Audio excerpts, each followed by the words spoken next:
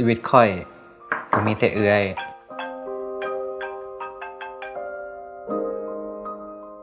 ฮัลโหลเจ้าสบายดีด้วย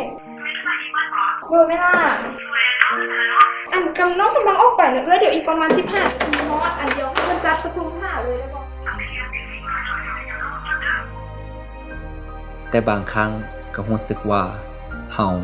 บ่ได้อยู่ไกลกัน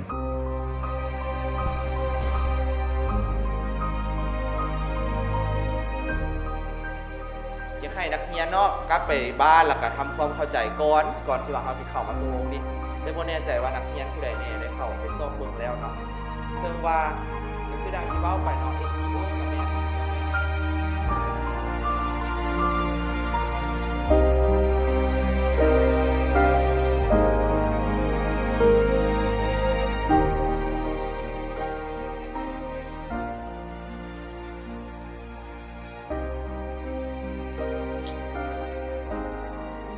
อีหยังนี่ไม่อยากคือพวกหูจักเมียนแน่ค่อยนะเฮ็ดเวียงมาเบิดมือน่ะเมื่อยสิตายแล้วนะต้องมางมเมียนสิ่งที่เจ้าเฮ็ดไปอีกว่ะ ค่อยกำลังสิเฮ็ดนั่นเด้ บ่ต้องเถียงได้บ่ทุกมื้อนี่น่ะ เบิ่งคือว่าข่อยเฮ็ดหยังก็ผิดไปหมดในสายตาเรา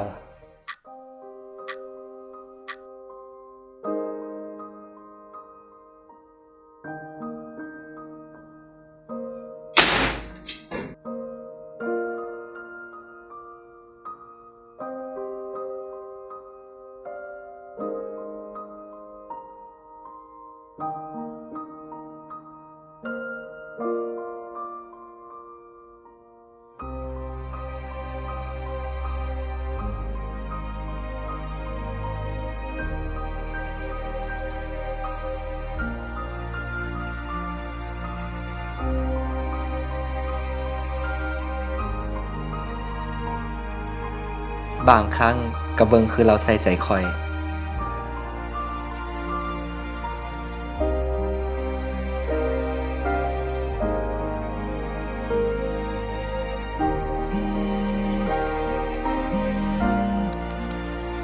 แต่ก็บ่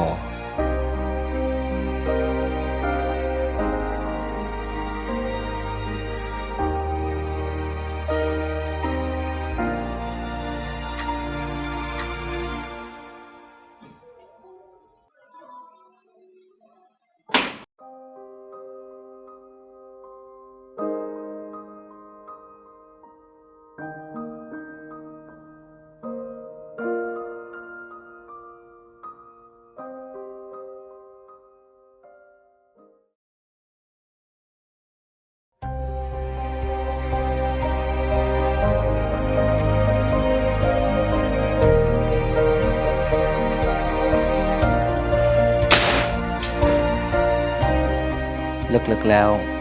ข่อยฮู้ว่าเอื้อยเมื่อยที่เฮ็ดทุกอย่างเพื่อเราสองคน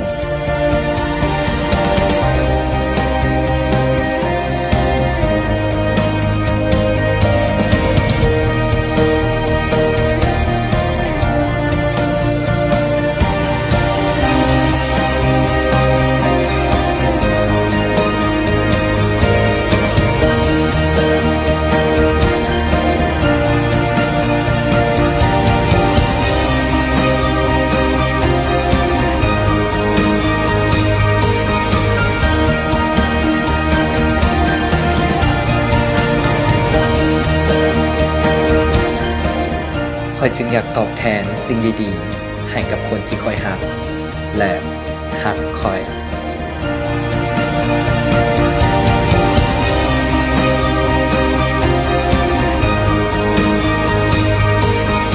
ส่งต่อสิ่งดีๆให้คนที่ทานฮัก